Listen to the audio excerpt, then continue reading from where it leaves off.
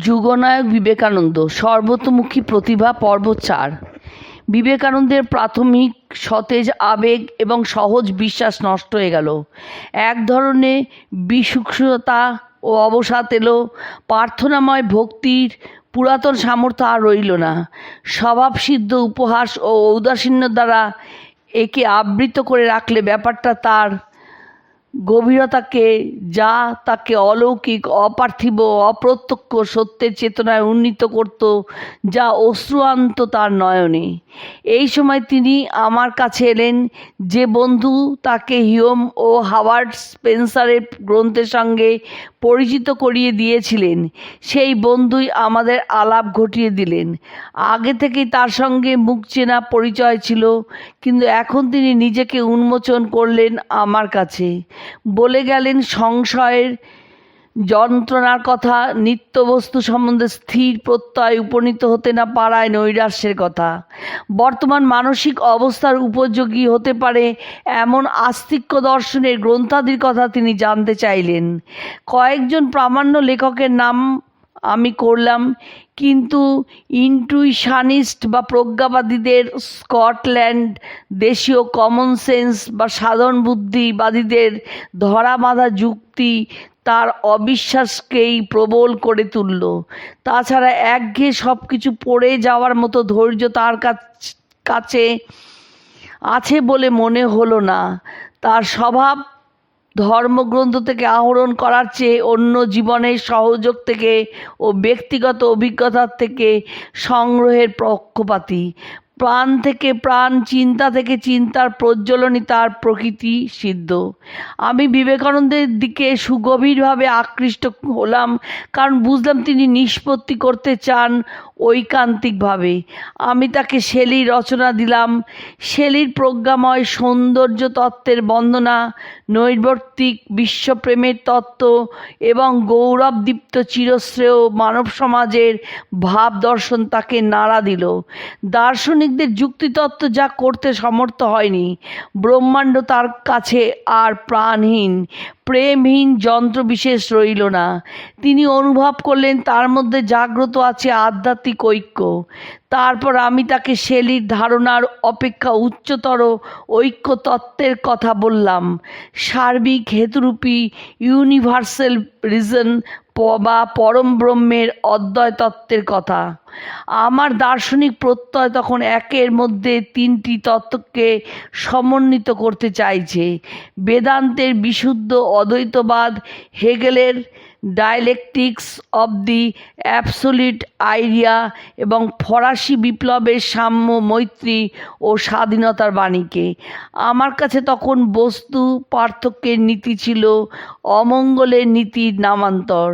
সব কিছু ওই সার্বিক হেতুর প্রকৃতি, জীবন ও ইতিহাস, এই পরচেতনার গতিশীল ক্রমবিকাশ, সকল নৈতিক, সামাজিক, রাজনৈতিক মত ও পথের যাচাই করতে হবে বিশুদ্ধ হেতুর সঙ্গে সঙ্গতি রেখেই। অনুভূতি ব্যাপারটা আমার কাছে তখন শারীরিক ছাড়া আর কিছু নয়, তা স্বাধীনতা ও শৃঙ্খলার বিপর্যয় বিশেষ। কিভাবে বস্তুর, ব্যক্তিত্বের এবং যুক্তিহীনতার প্রতিরোধ অতিক্রম করে শুদ্ধ হেতুর অভিজ্ঞতা ঘটানো যায়, তাই হলো জীবন, সমাজ, শিক্ষা ও নিয়মের বৃহৎ সমস্যা।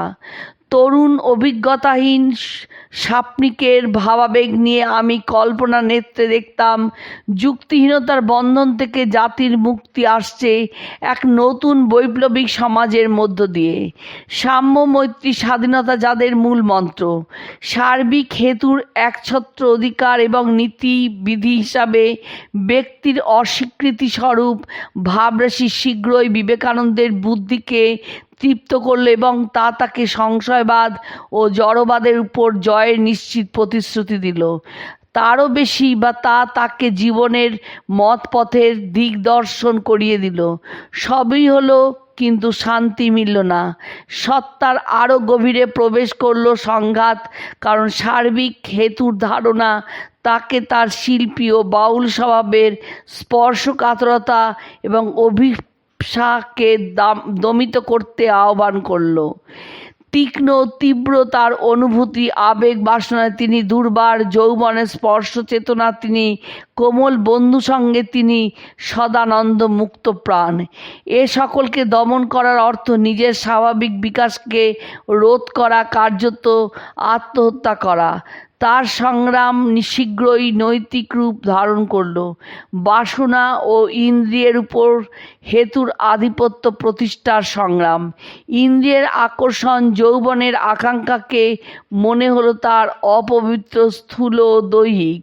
তার জীবনের ঘনতম সংঘাতের এই কাল সঙ্গীত নৈপুণ্যের জন্য যেসব বন্ধু জুটেছিল তাদের অনেকের স্বভাব চরিত্র সম্বন্ধে তার মনে ছিল তিক্ততম প্রকাশ্য ঘৃণ্য, কিন্তু মজা মজলিসের প্রতি তার আগ্রহ অপরিসীম।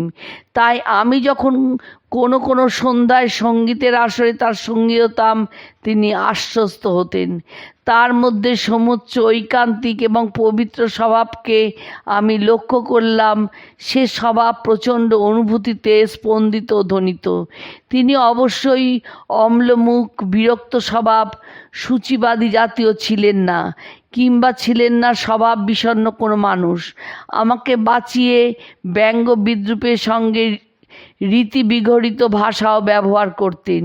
প্রচলিতের ঘাড় ধরে নাড়া দেওয়া ভব্যরীতিকে তার সাজানো আবাসে আক্রমণ করার মধ্যে তার যেন একটা বিকট আনন্দ ছিল, এবং আনন্দের জন্য যা করতেন তা অন্তরঙ্গ বন্ধু ভিন্ন অন্যদের কাছে অনেক সময় উদ্ভট ও বিভ্রান্তিকর মনে হতো।